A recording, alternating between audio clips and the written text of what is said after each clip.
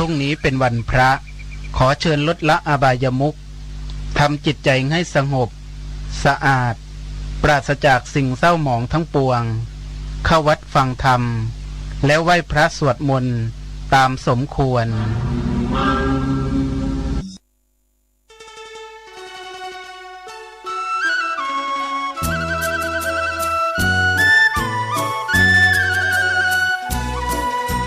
ภัยทั้งหลายที่ผ่านพ้นไปนั่นสุขบ้างทุกข์บ้างมันเป็นธรรมชาติของชีวิตแต่ขอทั้งวัดทั้งบ้านทั้งราชการทั้งโรงเรียนครูบาอาจารย์ได้สมัครสมานสามัคคีกลมเกลียวอย่าแตกความสามัคคีกันรู้รักสามัคคีประสานกายใจกันไว้เพราะประเทศไทยพระพุทธศาสนาเป็นศาสนาประจำชาติไทยเพราะฉะนั้นคนไทยมีคุณธรรมประจำใจประจำกายรักษากายวาจาใจให้เจริญมั่นคงเพื่อเป็นการผูกสัมพันธไมตรีโดยพรหมวิหารธรรมคือให้มีเมตตาปราณีเอื้ออารีซึ่งกันและกันไว้จะแตกความสามัคคีกันให้สัมพันธ์กายสัมพันธ์ใจในกันและกันไว้อย่าแตกความสามัคคีประเทศชาติเราก็เจริญมั่นคงเศรษฐกิจเราก็เจริญมั่นคงสังคมเราก็เจริญมั่นคง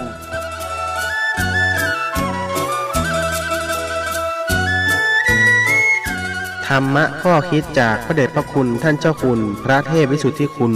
ด้วยความปรารถนาดีจากสถานีวิทยุพระพุทธศาสนาคลื่นธรรมะเพื่อประชาชน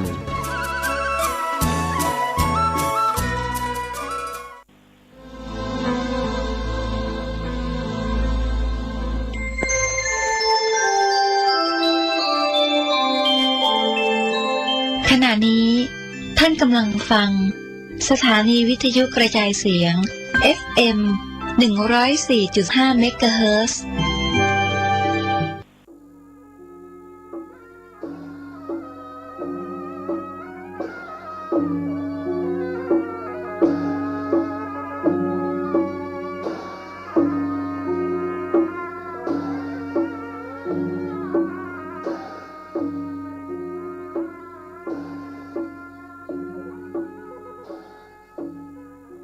ขอความเจริญในธรรมและความผาสุกทั้งใจจงได้บังเกิดมีกับพ่อแม่พี่น้องท่านสาธุชนคนดีทุกท่านพร้อมกันนี้ก็ยกมือ10 นิ้วกราบอาราธนาเอาคุณพระแก้วเจ้าทั้ง3บุญศีลบุญทานที่ได้กระทำปั้มเปงในอดีตและกำลังจะทำในปัจจุบันคุณพ่อคุณแม่ผู้ให้กำเนิดคุณครูบาอาจารย์ผู้ประสิทธิ์ประสาทวิชาความรู้สิ่งศักดิ์สิทธิ์ทั้งหลายอันมีพระบรมธาตุเจ้าโดยสุเทพและครูบาเจ้าสี่วิจัยเป็นต้นจงมาปกปักรักษาพ่อแม่พี่น้องพวกอุ้ยแม่อุ้ยพ่อหนานพ่อน้อยปู่ป้าน้าอาปู่ย่าตายายลูกเจ้าหลานเดนทุกคนช่องมีความสุขกายสุขใจเหมือนกันกูคนคือสิ่งศักดิ์สิทธิ์ปกปักรักษาคือเจริญรุ่งเรืองในหน้าที่การงานนานแสนนานได้เทินท่านผู้ฟังทั้งหลายอย่าไปตกใจว่าวิทยุของท่านบดีเนอะบัดตกใจที่เสียงบดีนั้นก็เพราะว่าเป็นเสียงของตุลุงตะวานี่ออกเสียงวันค่ำก็เลยวัดก็บ่เปลี่ยนเสียงมันเสียงไปวันนี้เลยเสียงอัดไว้แต่ก็ฟังได้อยู่บัดตกใจอย่างเด้อต่อไปมากันไหว้พระเนอะเพื่อเป็นสิริมงคลกับตัวกับครอบครัวต่อไปว่าพร้อมกับตุลุงเนอะอะระหังสัมมาสัมพุทโธภควาพุทธังภควันตังอภิวาเทมิกราบ สวากขาโตภควตาธัมโมธัมมังนัมสสามิกราบสุปฏิปันโนภควโตสาวกสังโฆสังฆังนะมามิกราบอันธรรมยังพุทธัสสะภควโตบุพาภคณะมะกะลังกะโลมาเสนะโมตัสสะภะคะวะโตอะระหะโตสัมมาสัมพุทธัสสะนะโมตัสสะภะคะวะโตอะระหะโตสัมมาสัมพุทธัสสะนะโมตัสสะภะคะวะโตอะระหะโตสัมมาสัมพุทธัสสะพุทธังสรณังกัจฉามิธัมมังสรณังกัจฉามิสังฆังสรณังกัจฉามิตุติยัมปิพุทธังสรณังกัจฉามิตุติยัมปิธัมมังสรณังกัจฉามิตุติยัมปิสังฆังสรณังกัจฉามิตติยัมปิพุทธังสรณังกัจฉามิตติยัมปิธัมมังสรณังกัจฉามิตติยัมปิสังฆังสรณังกัจฉามิอิติปิโสภะคะวะอะระหังสัมมาสัมพุทโธวิชชาจารณะสัมปันโนสุขโตโลกาวิทูอนุตตโลปุริสาธรรมสารถิสัทธาเทวะมนุษสานังพุทโธภควาเตสวากขาโตภควตาธัมโมสันติติโกอากาลิโกเอหิปัสสิโกโอปัญญิโกปัจจตังเวทิตาโพวินโยหิติสุปฏิปันโนภควโตสาวกสังโฆอุจุปฏิปันโนภควโตสาวกสังโฆญาญาปฏิปันโนภควโตสาวกสังโฆสามิจิปฏิปันโนภควโตสาวกสังโฆญาติตังจัตตาลิปุริสายุคานิอัฏฐาปุริสาปุกลาเอสาภควโตสาวกสังโฆอาหุนยโยปาหุนยโยตักขินยโยอัญชลิกาลนิโยอนุตตลังปุญญเขตังโลกัสสาติกราบหนึ่งกราบสองกราบสามได้ไหวพระเจ้าด้วยกันนะขอขอบคุณขอยินดีกับพี่น้องกันหลายทุกคนฮัลโหลครับตกลงครับผมไหวพาไปตกลงแล้วครับไหวพาไปตกลงแล้วดีละเสียงดีก็ครับเสียงตัวลุงพอดีนะเสียงแหบหน่อยนะเป็นวัดเนาะเป็นวัดครับปฏิแล้วครับว่าโชคดีเนอะ ยินดีกับกุขนเนอะบ้านสังกะแปงโทรมาบอกว่าได้ไหว้พระแล้วตีเสียงบดีนะก็เพราะเป็นวัดตะวานี่ออกเสียงวันค่ำหนึ่งเมื่อเจ้ามาออกรายการสองไปสวดมนต์ขึ้นบ้านใหม่กินข้าวง่ายบ้านใหม่แล้วไปสวดมนต์ป่วยหลวงลูกป่วยหลวงมาแล้วก็ปิกมาบวชพระเจ้าแรมใจเสียงนักลำไปคนป่วยไม่ใช่คนธรรมดา อดสาฟังไปเนอะบนพุกก็ดีละอดสาฟังไปเนอะ ขอบคุณกับพี่น้องทั้งหลายกูคนอุตส่าห์พยายามฟังตุลุงวันนี้จะได้นำเอากรรมบักเก่ามาเล่าให้พี่น้องทั้งหลายฟังแล้วเอามาปรับปรุงเป็นคำสอนในทางพระพุทธศาสนาบรรทัดตกใจเนอะการตานธรรมนี่เป็นการชนะการฮือถึงมวลพุทธภาษิตได้รับรองไว้ว่าสัพพตานังธรรมตานังชินาติสัพพรัสสังธรรมรัสสังชินาติตังหัตถโยชินาติแปลว่าการฮือตานธรรมเนี่ยดีกว่าการฮือทุกทั้งปวงอันนี้เรียกว่าสัพพตานังธรรมตานังสัพพรัสสังธรรมรัสสัง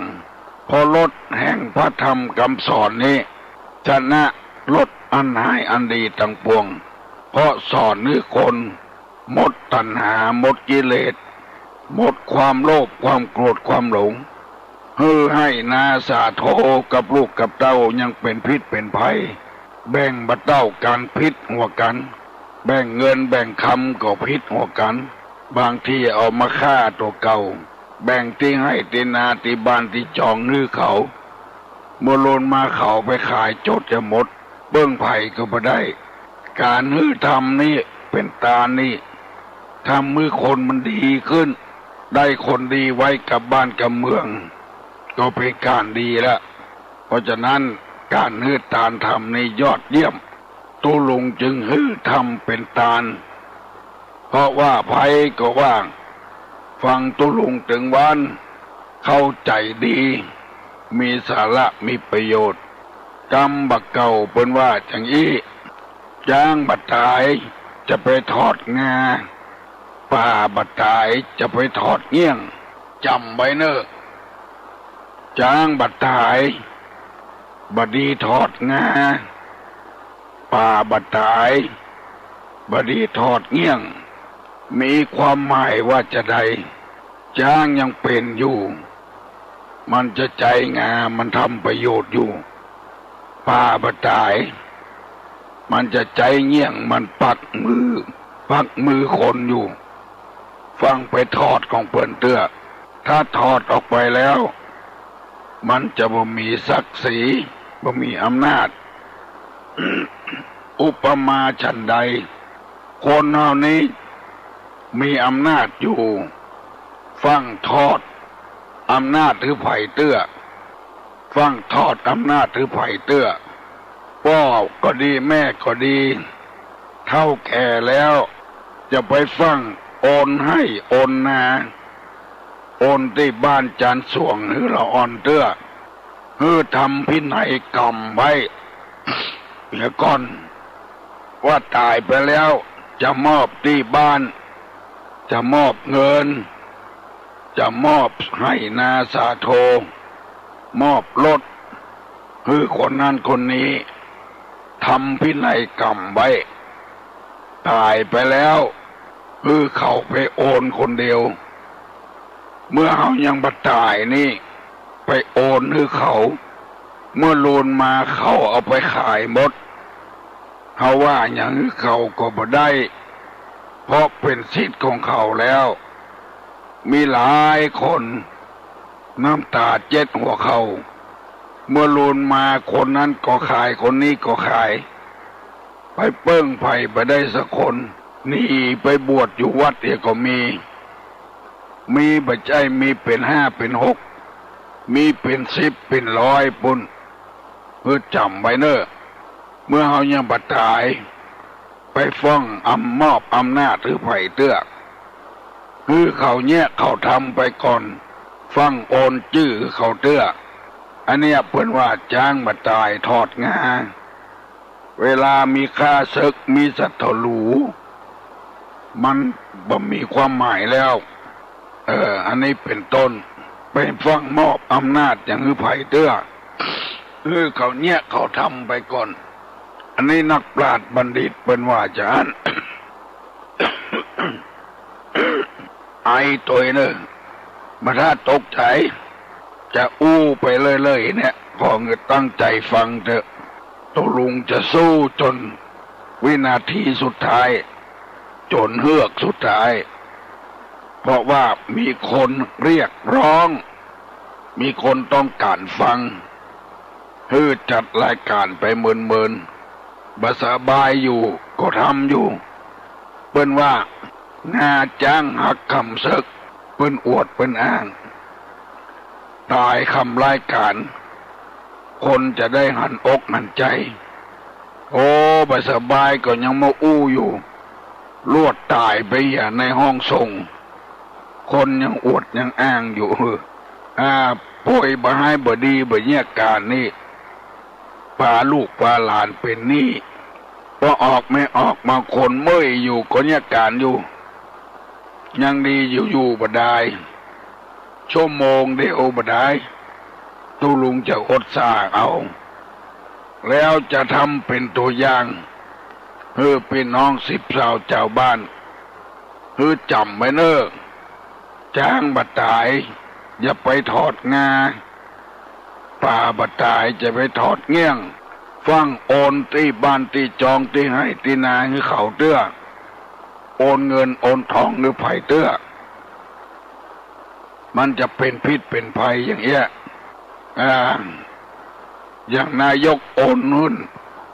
นหรือลูกนั่นน่ะลูกแต่บ่เป็นหยังคนอื่นนะก็เอาโทษมาเพาะนายกเนี่ยจึงเป็นเหตุโหดของตัวเก่าหัวเข่าคอนที่เป็นเดือดร้อนถึงวันนี้ บ่โอนก็บ่ได้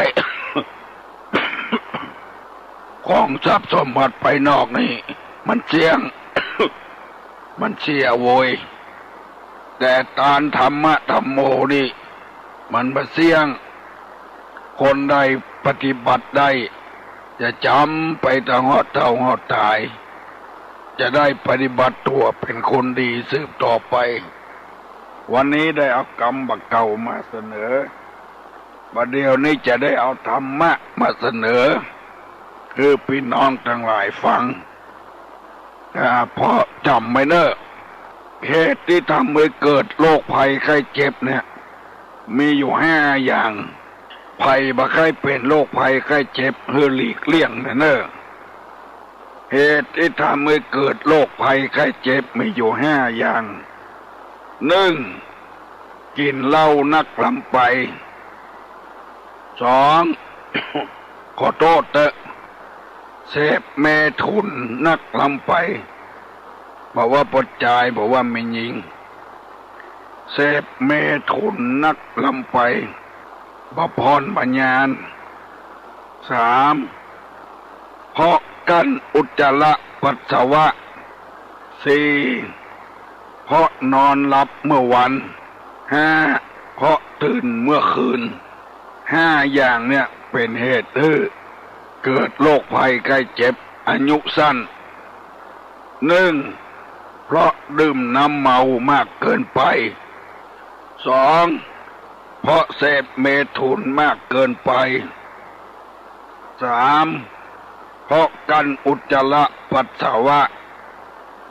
4. เพราะนอนหลับกลางวัน 5. เพราะตื่นกลางคืนอดสาวเนอะวันเดียวบ่ได้แล้วตุลงจะได้อธิบาย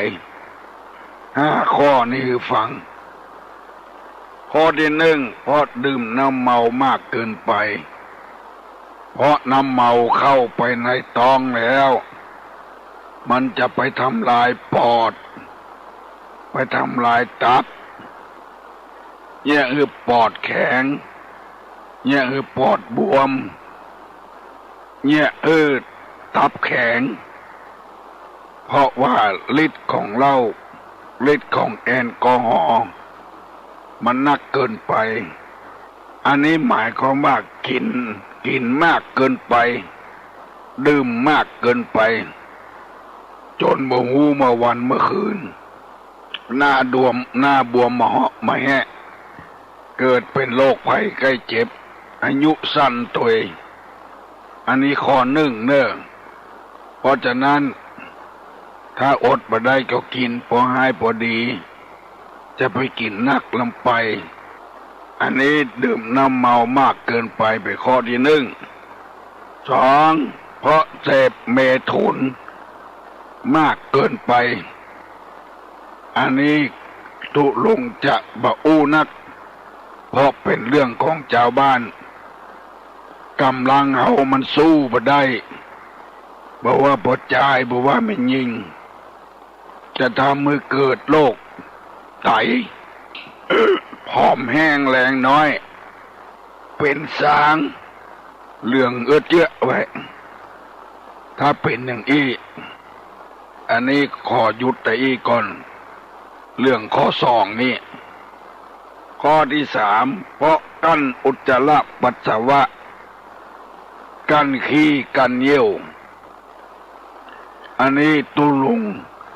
พูดได้เต็มปากเพราะว่าตอนไปเทศนั้นลอยวันลอยคืนกินข้าวงายแล้วก็เทศกินข้าวตอนแล้วก็เทศเมื่อคืนก็เทศเกือบไปแผ่วแล้วแทนที่จะได้ขี้ได้เยี่ยวอย่างก่อนบัดได้ขี้ได้เยี่ยวสักกำนิมนต์ขึ้นบนธรรมาสน์ไปแล้วก็ตึงบัดได้แวะเยี่ยวอยู่ธรรมาสน์แทบ2 ชั่วโมงก็บัดได้เยี่ยวก็เลยทำมือไตทำงานนักลำไปก็เลยเป็นไตวายเหมือนกับเอาของแก่ในน้ำอันนี้เป็นต้นเลยเกิดถึงเป็นไตวายเพราะกันขี้กันเยี่ยวขอวิงวอนขอบอกคือพี่น้องทั้งหลายเนอะถ้าใครขี้ก็ไปขี้อย่าโวยจะไปกั้นมันไว้ถ้าใครเยี่ยวก็ไปเยี่ยวให้โวยจะไปกั้นมันไว้บอกว่าปดใจบอกว่าแม่งยิงอายุจะได้ยืนขึ้นทำน้อยจะไม่ได้เป็นโรคไตวายและทำอย่างอื่นทำมีนักหนาปาปานเพื่อไปเป็นตามธรรมชาติมันจะไปอายเงือไผจะไปเหยื่อเงือไผเพราะความอายนะจึงเป็นโรคไตเป็นวัดโดยแถม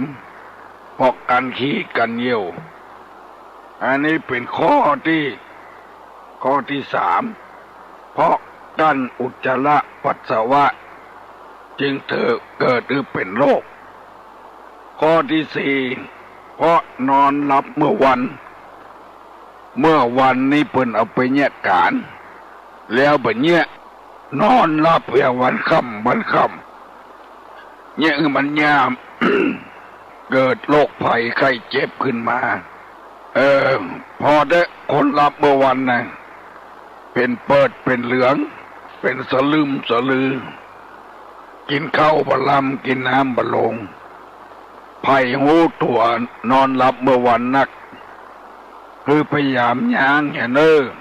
จะเกิดโรคภัยไข้เจ็บฝรั่งญี่ปุ่นมันบ่ได้ผลเพราะธรรมชาติเปิ้นให้เอาวันเมื่อวันแยกการเอาเมื่อคืนไว้พักผ่อนเคยอ่านหนังสือปะว่าญี่ปุ่นนี่มันทดลองว่า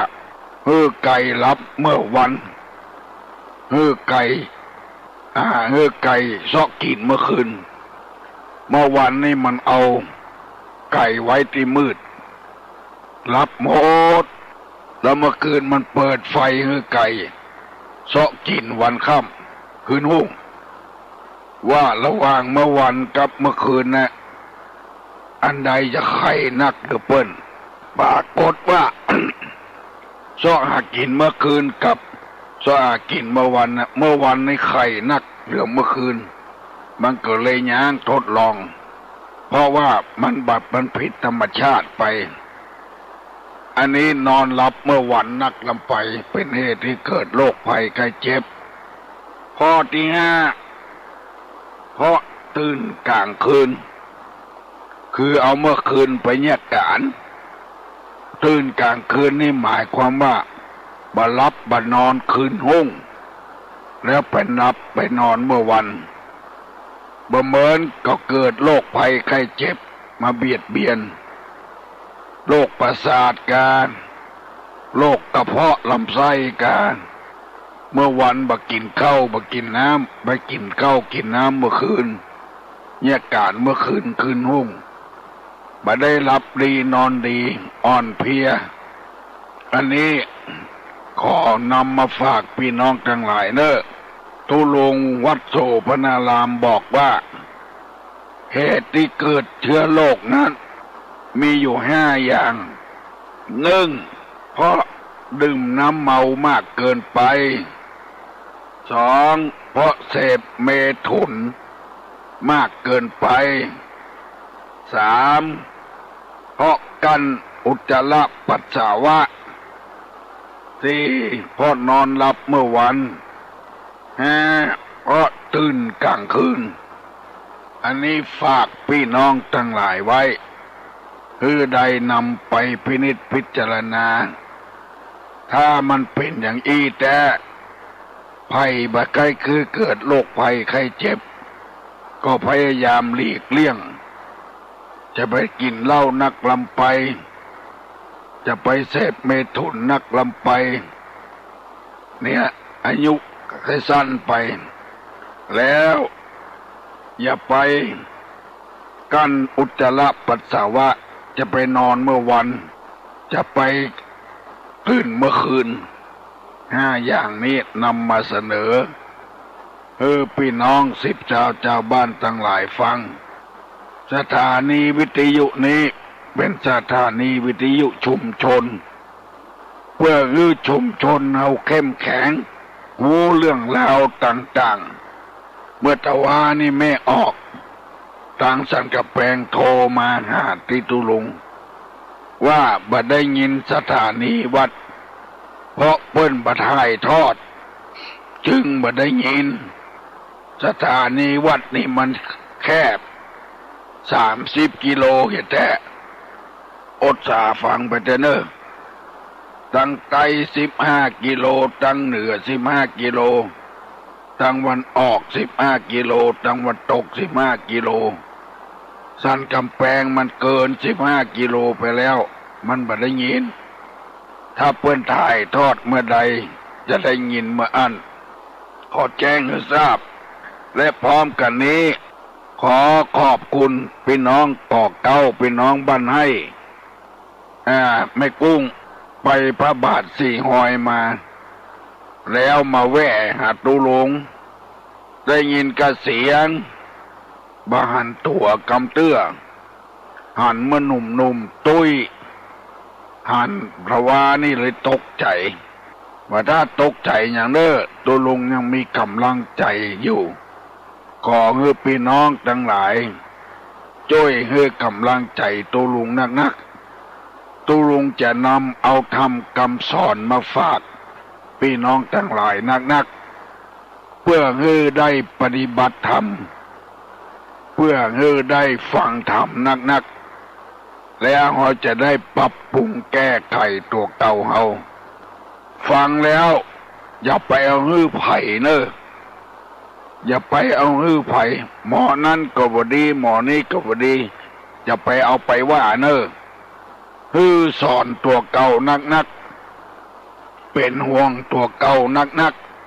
ๆถ้าสอนลูกสอนหลานนี่บ่เป็นหยังสอนคนอื่นนะที่ไม่ออกถามแต่ว่าตานจ้อกาตานตุงกาอายุบ่ถึง60บดีตานเจ้าต่อเจ้าจอนตานจ้อเต้าอายุตานตุงเล็กตุงตองบางคนว่าบดีตานไปเตอะบ่ออกไม่ออกตุงเล็กตุงตองก็ตานไปเตอะจ้อเต้าอายุก็ตานเตอะตุงก้าคิงตุงยาวปวยหลวงก็ตานไปเตอะอายุเท่าใดก็ตานไปเตอะตานคือการให้การฮื้อเฮาอยู่ตึงวันเพราะการฮื้ออากาศฮื้อเฮาได้ลมหายใจแผ่นดินฮื้อเฮาได้ย่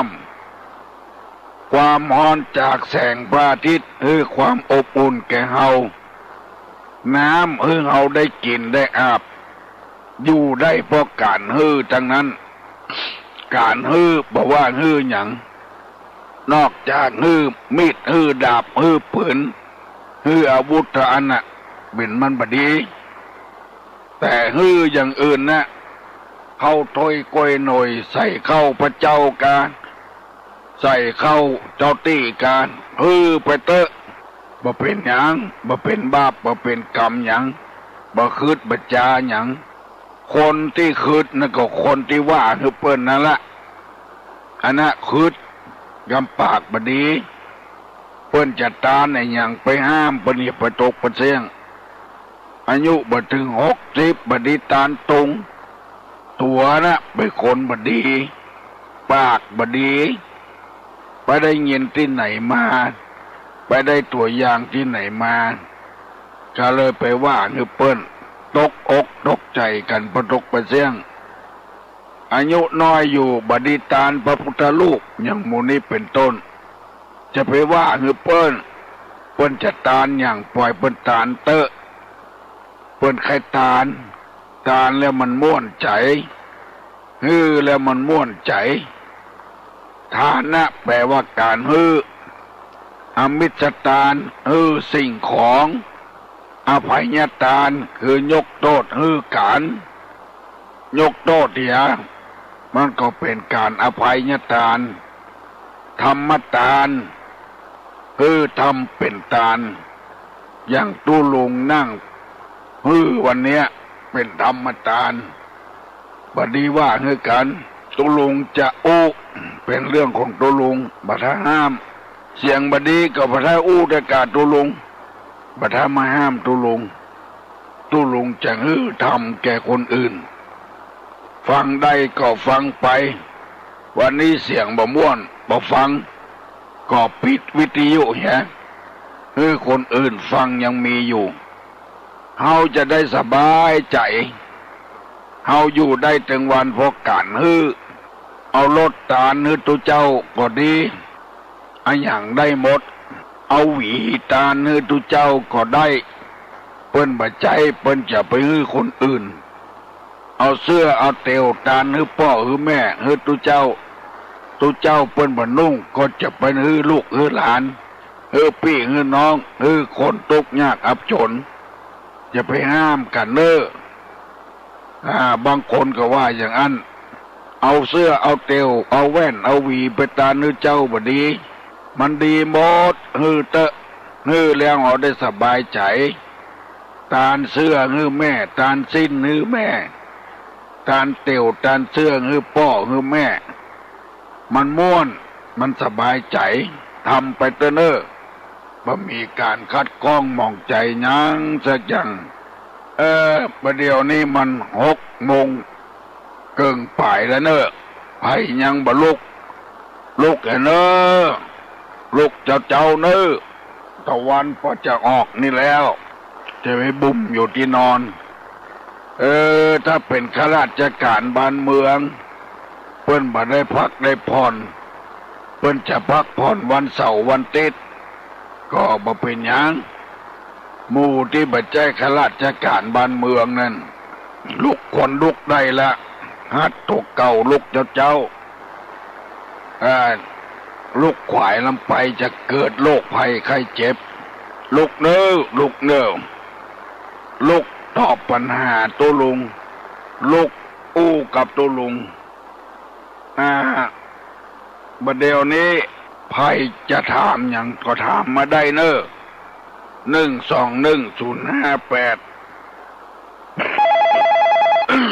ถ้าประถามตัวลุงจะถาม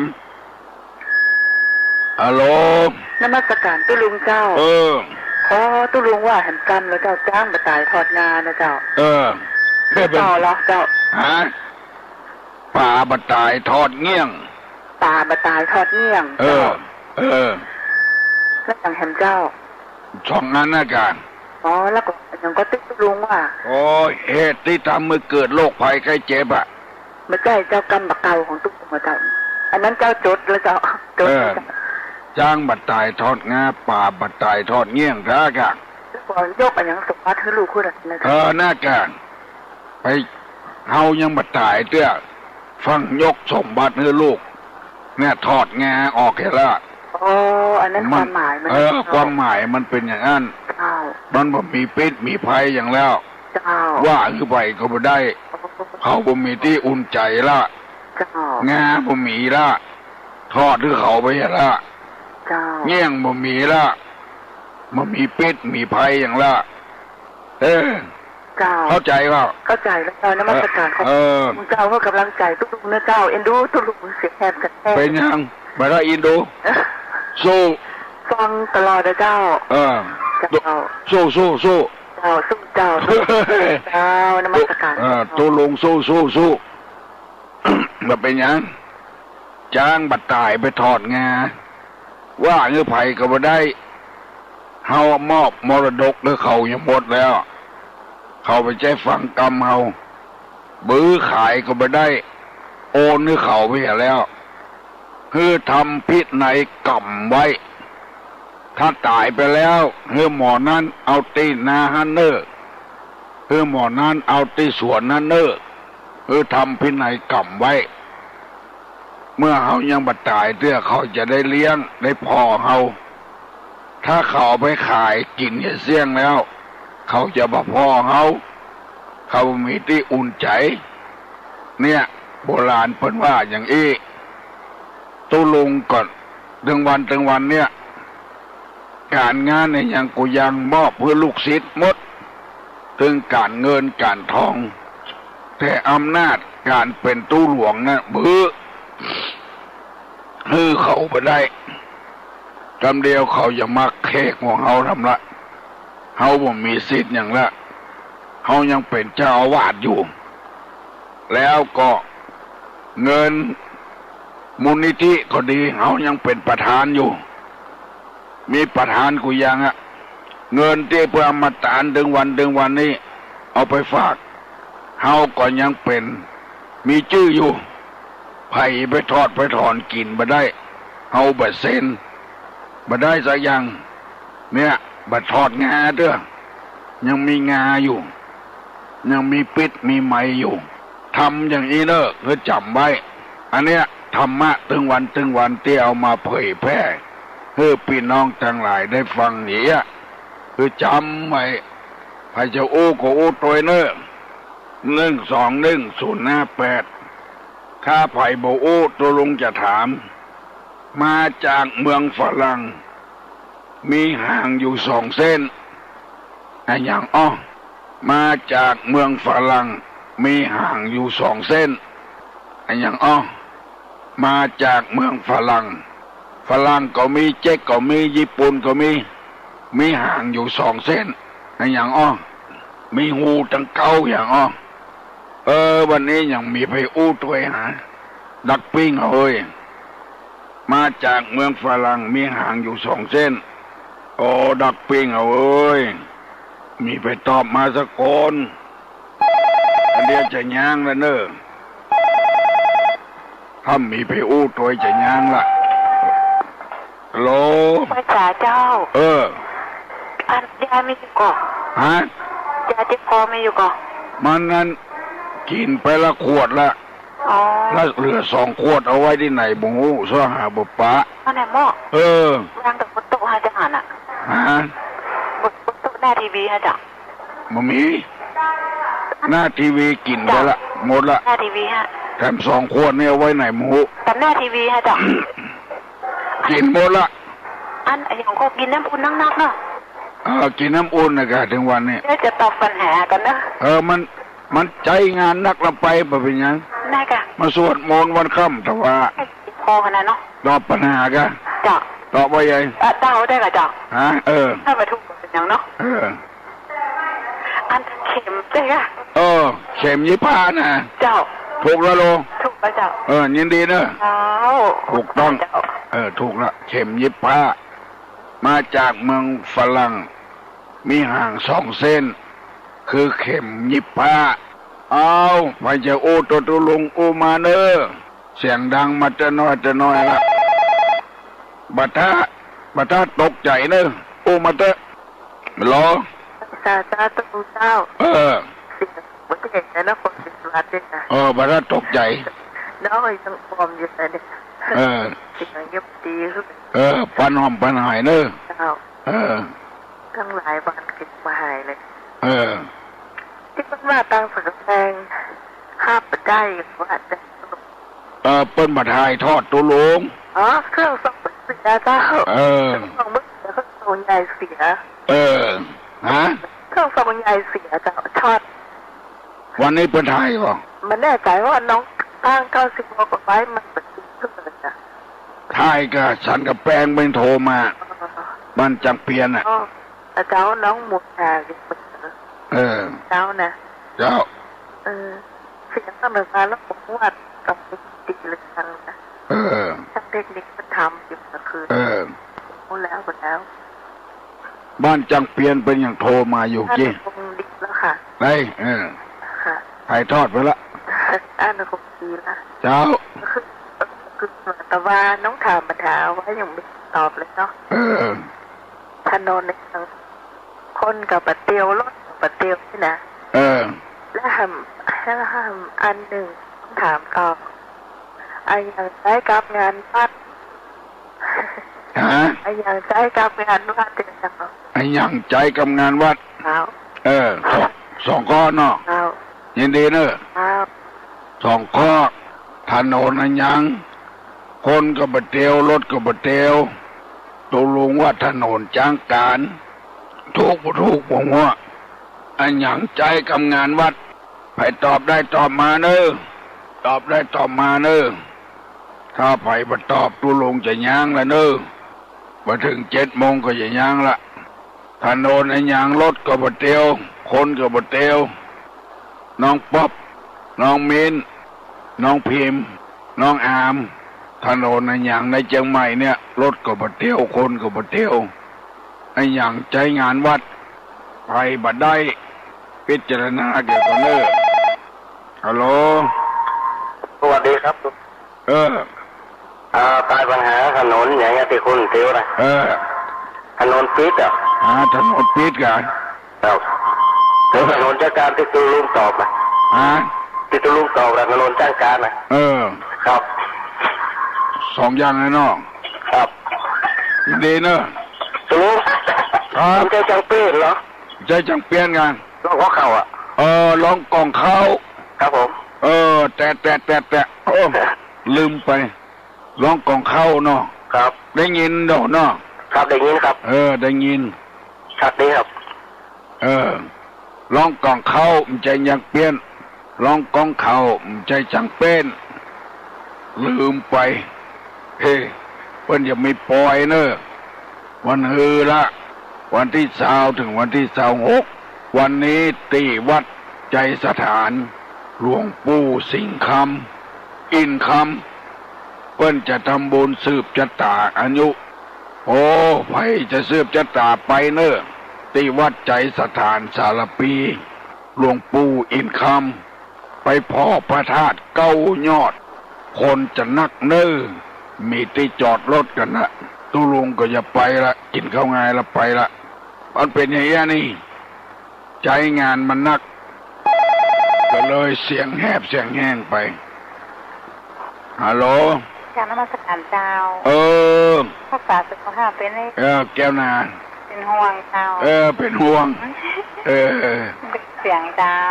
เป็นอย่างเนอะเจ้าทำใจสบายเถอะเจ้ามันแค่ตาลทำลำไปใจสู้เจ้าการนมัสการเจ้าตุลุงสู้เจ้าใจสู้เป็นยังได้ทำบุญอย่างนี้แล้วมันใจดีมันเป็นการทำบุญในตัวอมิสตานธรรมตานอภัยตานฮัลโหลครับลูกศิษย์วัดครับประวัติก็บ่เป็นนะเสียงบดีนะครับเสียงบดีกับเจ็บคอผมอยากจะถามเนี่ยครับถามแล้วถ้าบุญชายมันใส่กี่ปั้นเนี่ยครับใส่บุญชายมันครับเนี่ยกันเดียวก่อนเนอะถามนะหมอใส่ข้าวปูจาครับใส่นี่ครับ ใส่ข้าวปูจาใส่ปั้นเดียวหรือใส่3 ปั้นครับปั้นเดียว เข้าพระจ่าพระเจ้านะครับปันเดียวพระพุทธพระธรรมพระสงฆ์มีนะครับอ๋อกับพระพุทธกัน ครับกับพระพุทธครับสวัสดีครับพระสงฆ์เอาใส่บาตรแล้วลูกครับเอาใส่บาตรตักบาตรละใส่กับพระเจ้าเนาะเป็นอมิตรสัพพุจาจะไปย่างเนอะครับทำไปเถอะเฮายังได้กินพระเจ้าก็ได้กินตัวเฮาเฮ้ครับผมทำมือมันสบายใจเปิ้นก็บ่ใช่กินทำมือสบายใจเนอะครับแต่ยะเนาะครับโชคดีเนอะทำมือสบายใจทำไปเถอะอันใดที่มันตัวก็ดีคนอื่นก็ดีอันนั้นทำไปเถอะตัวเองบัดดีและคนอื่นบัดดีจะไปทำอันใดตัวก็บดีคนอื่นก็บดีจะไปทำฮัลโหลเจ้าเจ้าอันนี้ก็ลุงเจ้าที่ว่าถ้าเฮาไปถ้าเฮาไปขันรักษาเลยเนาะถ้าเฮาเอาดอกโยงขึ้นบอกว่ามันต้องปิดดอกที่ซากเฮาเมื่อไหวเฮาเอาดอกยกไหวเดี๋ยวแล้วเฮาก็ใส่ทำแค่ตอนสามเลยดอกเอาไปวัดเจ้าเอาเบาดอกไปตัวเองเขาไปว่าเขาไปใส่ถุงเสื้อต่างๆนะจ๊ะแล้วเขาก็เอามือยกกับดอกลงไหวใส่ไปตามไม่ดอกบางคนเป็นโบราณมันก็เป็นดอกซากนะจ๊ะก็จะเอาใส่ธรรมดาเนี่ยจ๊ะจะแตกไปนะโอ้ดอกขี้ซากเจ้าของเขาใส่ถุงเสื้อต่างๆนะจ๊ะไหวสุกรรมนะจ๊ะเอาดอกโยงไหวติดสุกรรมนะจ๊ะมันแตกไปนะโยงเอาใส่เจ้าพอบดีเนี่ยเราจะบอกว่ามันก็เป็นดอกชาเอาใส่ไปเลยเจ้าจะบอกว่าเอาใส่โอ้โยงกะสัจจาธิษฐานขอปูชาพระพุทธขอปูชาพระธรรมพระสงฆ์ควงแก้วทั้งสามอธิษฐานเนี่ยก่อนกะเจ้าอธิษฐานก่อนนะจ๊ะเนาะเป็นกรรมอธิษฐานดูไปจะขี้ซากวะว่าเขาแต่ตอนแรกๆนี่เขาไปเขาโยงก่อนได้เลยโยงนะอธิษฐานนะเจ้ายื่นโยงนั่นนะแต่ตอนเขาใส่นี่แบบว่าเขาไหว้กู้กรรมเนี่ยไหว้กันใส่ไหว้แล้วใส่อ่ะไหว้ก่อนอธิษฐานใส่ก่อนแล้วใส่ปุ้นแรกว่าอรหังปุ้นที่สองว่าปัจจิตจัตตังปัจจัตตังปุ้นที่สามว่าเนี้ยทิทังทำได้หรอเจ้าพุทโธละหังนะจ๊ะเนาะพุทอรหังอรหังเจติตังปัจจัตตังเจติตังเจติตังเจ้าว่าอรหังปัจจัตตังเจติตังปุ้นแรกว่าอรหังปุ้นที่สองว่าปัจจัตตังปุ้นที่สามว่าเจติตังเนาะว่าแต่หมออรหังปัจจัตตังเจติตังเจ้าถูกแล้วเนอะเจ้าโยงเตอะโยงอธิษฐานเนี่ยก่อนบุญนักษาเนอะเจ้าไว้สาเจ้าดีละอย่างเงี้ยถามมาเตอะถามตุลุงมาเตอะตุลุงจะบอกเนอะฮัลโหลไอ้สาเจ้าตุลุงเจ้าที่มันตอบกับที่ยังมาถูกทหารจะหลับดีไหมจังการอ่ะทหารก็ยังมาถูกแต่จะถนนปิดรันเวย์ตาตลุงวันเวย์รันเวย์ที่เครื่องบินของพระเจ้าวันเวย์รันเวย์คนก็เตียวมาได้รถก็เตียวมาได้ยินดีเนอะใจขึ้นเนาะอดบัดได้ก็ตอบไปกรรมมันวันเวเปิ้นไปตะวันตกอย่างเดียวตะวันออกกับไปบัดได้เปิ้นไปทางใต้ทางเดียวทางเหนือก็เดินมาบัดได้ ถนนวันเวจำไว้เนอะถ้าไปบัดได้ก็จำไว้เนอะต้นอยู่ฝั่งนี้ปลายชี้ฝั่งโน้นไอ้ยังต้นอยู่ฝั่งนี้ปลายจีฝั่งโน้นไอ้ยังโวยเนอะเดี๋ยวตุลงจะย่างละจะ7:00ละต้นอยู่ฝั่งนี้ปลายจีฝั่งโน้นไก่ยังไม่มีหาวันนี้หา มีการร้องกล่องเข้าทีเดียวเนอะไก่นะต่อมาพ่องโลหางโดงสันปะตองดอยสะเก็ดฮัลโหล ฮัลโหลสวัสดีเจ้า น้องพิมพ์ เจ้าจะตอบปัญหาที่เจ้าลุงถามมาจากเจ้า ตอบว่าเบสแม่นกว่าเจ้า ต้องตอบเพื่อมันถูกแต่นั้นแบบน้อยกับเบ็ดอย่างเดียวยังบ่ถูกแต่ คนจำเรา ไอ้หยังเบ็ด กันเบส นั่นกะกันเบ็ดเนาะ เจ้า ฝ่ายมันอยู่เก้ามันอยู่ทางเพเนาะ เจ้า ฝ่ายมันอยู่ทางปูน เจ้าของตุ้งลุงหายไปเลยนะเจ้า น้องพิมพ์กับน้องป๊อบอ่ะ น้องพิมพ์เจ้า น้องพิมพ์เมื่อเกิดเนาะ เจ้า โอ้คนพวกก็ดีละแต่ว่าบ่ได้มันเนี่ยกาศนักตั้งก่อนงายมาละก่อนงาย2 ตี้กินเขางายแล้วติ้งกินก็ตอนแล้วแถมติ้งมันนักลงไป เจ้า ใจเสียงนักลงไป มันก็แหบไปหน่อยยินดีเนอะที่เป็นห่วงนะ เจ้า ยินดีเนอะที่เป็นห่วงเอาแถมสายเอาไปจัดโอ้กับตัวลุงโอมาเนอะฮัลโหล ครับ น้องอามค่ะ ครับ น้องอามว่าอย่าง โทรมาพูดกับตู้อุ้ยครับ โอ้เป็นห่วงตัวอุ้ย ครับ อู้ ตู้อุ้ยหายนะครับ หายบ่อยๆเนาะ ครับ ได้อู้ถึงวันได้ ครับ น้องอามตอบตัวอุ้ยบ่ ก็ ต้นไม้ไอ้หยังที่บ่ชอบไปก่อน ต้นอะไรไม่ชอบไปก่อน ตอบได้ก่อนต้นไม้นะมันบ่ชอบไปก่อน ต้นอะไรอย่างอ้อ ต้นไม้ วันหน้าเนาะ ครับ เฮ้ยคนอื่นตอบเนาะ ครับ ยินดีเนอะเป็นห่วงตัวอุ้ยนะครับ ครับ สัก ครับสวัสดีครับ ต้นไอ้อย่างที่บ่ชอบไปก่อนเนาะไปตอบได้ตอบมาเนอะ7 โมงแล้วนะให้อู้วันค่ำอะให้อู้วันค่ำแต่การมันนักฮัลโหล ฮัลโหลสวัสดีเจ้า ใครฮะ อันน้องพิมพ์มันคือเจ้า น้องพิมพ์อยู่ เจ้า มึงเกิดอยู่ เจ้า ต้นอย่างอ้อ ต้นกล้วยมันเจ้า น้องพิมพ์นี่เก่งแต่แปลว่าอย่างต้นกล้วย แปลว่าอย่าง เจ้า ฮะ เจ้าเจ้า โม เจ้า ต้นกล้วยกับต้นโก้นนะกะเฮ้มันบ่ชอบไปก่อนน่ะ มันต้นโก้นน่ะต้นกล้วยอ่ะน้องต้นเท้าขาใบวาเดียวไอ้อย่างอ้อต้นเต้าขาใบวาเดียวไอ้อย่างอ้อห่างดงก็ดักปิ้งเนอมาเดียวนะสันปัดตองก็ดักปิ้งพอนานจูก็ดักปิ้งหลายวันนะเนอะพอนานจูบ่ได้อู้กับตุลุงนะทางในเวียงนี่ก็ดักปิ้งสันทรายก็ดักปิ้ง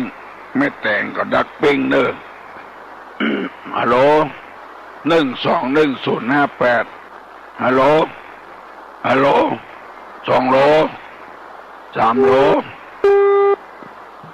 ตั้งเม็ดแต่งก็ดักปิ้งเนอะประเดี๋ยวนะสันทรายก็ดักปิ้งถ้าบอกฟังแล้วก็เลิกฟังแล้วก็ ต้นเต้าขาใบวาเดียว เจ้าตุลุงเจ้าต้นกล้วยเจ้าสันทรายมาแล้วเนอะเจ้า สันทรายมาแล้ว เจ้าสันทรายสันต้นเปล่าเจ้า เสียงดังฟังชัดบอก เจ้าชัดดีเจ้า ต้นกล้วยเจ้าทุก ต้นกล้วยนะอันเดียวกันนะ เจ้า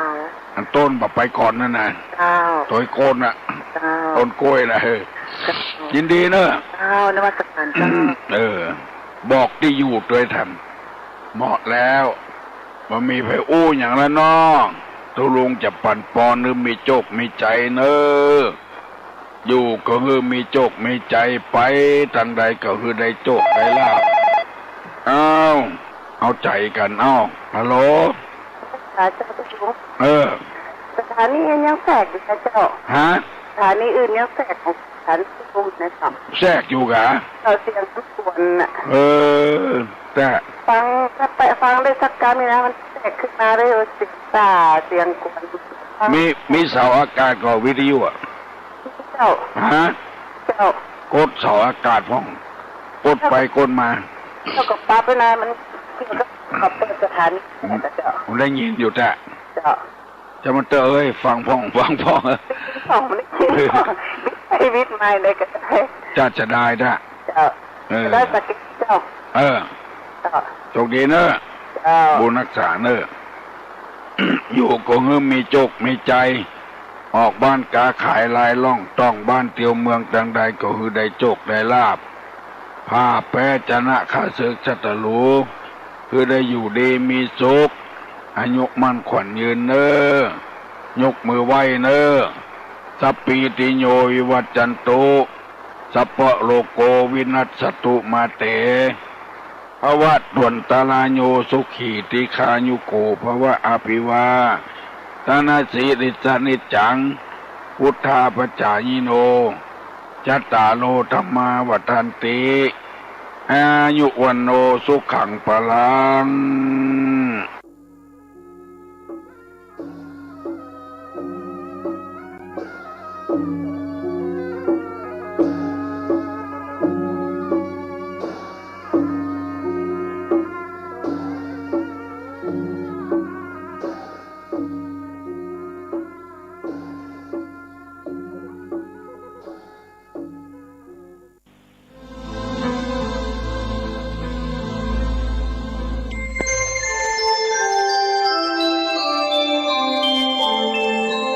ขณะนี้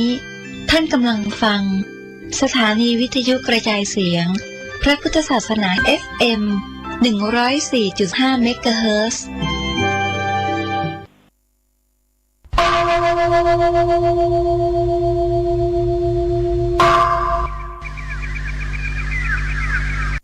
พรุ่งนี้เป็นวันพระขอเชิญลดละอบายมุขทำจิตใจให้สงบสะอาดปราศจากสิ่งเศร้าหมองทั้งปวงเข้าวัดฟังธรรมแล้วไหว้พระสวดมนต์ตามสมควร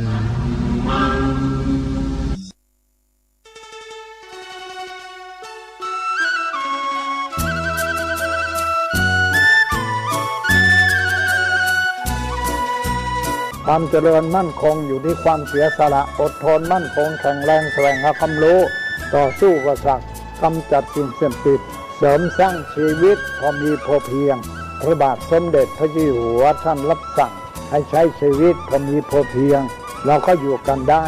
เพราะฉะนั้นคนไทยต้องสมัครสมานสามัคคีหันหน้าเข้าหากันปรึกษาหากันรักกันฉันพี่น้องเราก็จะอยู่ได้เพราะเวลานี้ยุคโลกาภิวัตน์มันจะมีการเปลี่ยนแปลงทางขนบธรรมเนียมจริตประเพณีบางสิ่งบางอย่างก็ขอให้นึกถึงบรรพบุรุษของชาติว่าบรรพบุรุษปู่ย่าตายายเราได้สั่งสมอบรมลูกหลานของคนไทยทุกคนให้ตั้งอยู่ความสามัคคีมีความสมัครสมานกลมเกลียวเมตตาปราณีเอื้ออารีเอื้ออาทรในราชการเวลานี้ประเทศชาติของเราก็เจริญมั่นคงเพราะเหตุว่าคนไทยรวมน้ำจิตน้ำใจกันสร้างสรรค์ความเจริญงอกงามเพื่อความเจริญงอกงามแก่ชาติพระพุทธศาสนาสำนักงานของพระมหากษัตริย์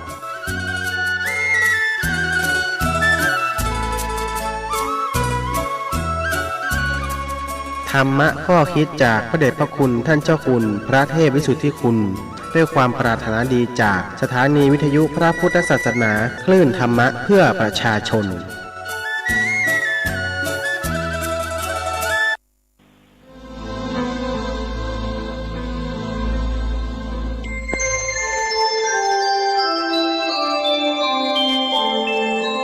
ขณะนี้ท่านกำลังฟังสถานีวิทยุกระจายเสียงพระพุทธศาสนา FM 104.5 เมกะเฮิรตซ์